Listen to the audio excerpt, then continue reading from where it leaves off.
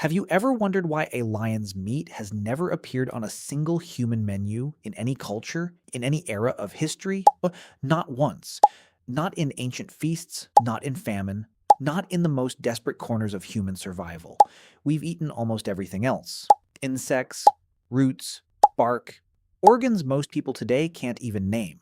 Entire cultures have built cuisines around parts of animals that would make a modern stomach turn. And yet, across every continent, across every century, one category of meat has remained almost universally untouched. Predator meat, lion, wolf, tiger, bear in most traditions, eagle, hawk, fox, the animals that hunt other animals for a living. At first, this seems like it shouldn't matter. Meat is meat. Protein is protein. If a human is hungry enough, shouldn't anything with muscle and fat be fair game? But something deeper has been quietly steering human behavior for hundreds of thousands of years, and it has nothing to do with taste. Start with the most obvious explanation, the one your body already knows, even if your mind has never thought about it directly. Predator meat tastes different, not slightly different, dramatically different. Hunters and researchers who have tried it describe it the same way almost every time. Sour, musky, unpleasant, sometimes described as tasting like the animal's own aggression. This isn't superstition, it's chemistry. An animal's diet shapes the flavor of its flesh. Herbivores eat plants, and plant compounds break down into mild, often pleasant fats. Predators eat other animals, and that meat is packed with concentrated proteins, hormones, and metabolic byproducts that never get diluted the way a plant-based diet dilutes them. The result is meat loaded with compounds like urea and ammonia-related residues, chemicals your tongue is biologically wired to reject. In other words, evolution built a warning system directly into your taste buds. But taste alone doesn't fully explain something this consistent, this universal. There has to be more, which brings us to something far more dangerous than flavor. What predator meat can actually do to the human body. Predators sit at the top of the food chain, and in nature, every step up that chain means something troubling happens. Toxins, heavy metals, and parasites don't disappear as they move upward. They accumulate. Scientists call this bioaccumulation, and it means a predator's body becomes a kind of storage container for everything toxic that passed through its prey. And its prey's prey, all condensed into one final predator. Eat that predator, and you're not eating one animal's worth of risk. You're eating the risk of an entire food chain, compressed. And there's a second danger, one far more immediate and far more feared throughout human history: parasites. Predator meat carries a significantly higher risk of transmitting dangerous parasites to humans, including species capable of causing severe, sometimes fatal illness. One of the most well-documented is trichinella, a parasite that can hide undetected in predator muscle tissue and cause trichinosis in humans, a disease capable of producing muscle pain, fever, and in severe cases, death. Early humans didn't need laboratories to understand this. They needed pattern recognition, and pattern recognition repeated across enough generations becomes instinct. Imagine an early human community. Someone eats a scavenged wolf. Days later, they fall violently ill. Maybe they die.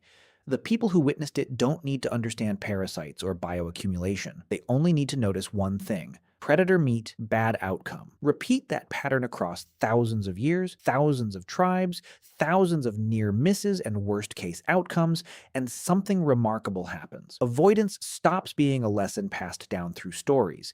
It becomes instinct. It becomes disgust. It becomes an automatic recoil that doesn't require conscious thought at all. This is where the story becomes less about biology and more about psychology. Disgust is one of the most powerful survival tools the human brain has ever developed. Unlike fear, which reacts to immediate danger, disgust exists to prevent danger before it happens. It's the reason spoiled food smells unbearable before it can make you sick. It's the reason certain textures make your skin crawl even when you can't explain why. And predator meat seems to trigger this response almost universally, embedded so deep that most people have never even had to test it. They simply know, without knowing why, that it feels wrong. But there's another layer to this story. One that has nothing to do with chemistry or parasites at all. It has to do with competition. For most of human history, we weren't just cohabiting with predators. We were competing with them. Wolves competed with early humans for the same prey. Big cats competed for territory. Predators occasionally competed with early humans for survival itself, sometimes as a threat, sometimes as a rival hunter working the same landscape. Killing a predator, in many early societies, wasn't about food. It was about protection. Removing a threat. defending territory, livestock, or family. And when the motivation behind a kill is defense rather than hunger, the outcome changes. The animal isn't seen as prey, it's seen as danger neutralized. Eating it afterward can feel less like nourishment and more like consuming the very thing you feared. This distinction shows up across cultures in strikingly similar ways. Many traditional societies developed taboos specifically around eating carnivorous animals, sometimes tied to spiritual beliefs about inheriting the predator's aggressive nature. Sometimes tied to practical survival knowledge passed down as sacred rule instead of scientific explanation. When people don't have the language of biochemistry, they often encode survival knowledge into ritual and taboo instead. The warning survives, even when the explanation doesn't. And then there's a final piece, one that's almost too simple to notice: efficiency. Eating a predator is, from an energy standpoint, a poor trade. Every step up a food chain loses energy, roughly 90% of it transferred as heat rather than usable calories. An herbivore stores far more usable energy than a predator that spent its life burning calories, chasing, fighting, and competing for its own food.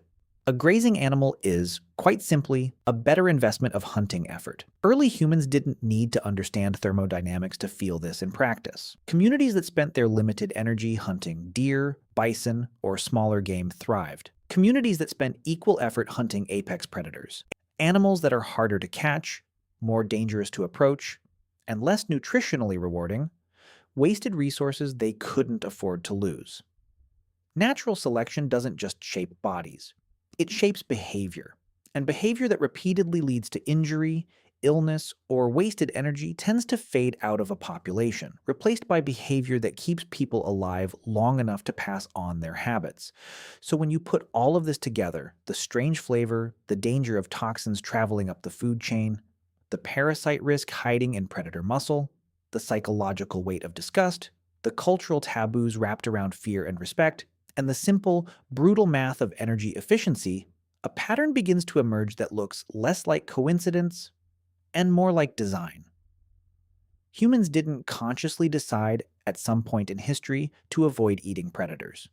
The avoidance was built slowly, generation after generation, out of consequences too severe to ignore and lessons too important to forget.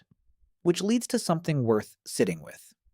The instinct that quietly guides your own reaction at the thought of eating lion or wolf, that faint sense of wrongness you may have felt just reading this, isn't random.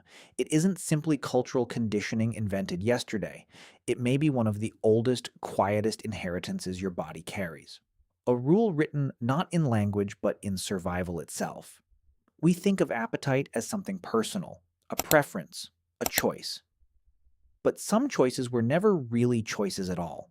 They were lessons, learned the hardest way possible by ancestors who didn't survive long enough to explain why, only long enough to make sure the instinct outlived them. And so, without ever being told, without ever needing a reason, we simply know.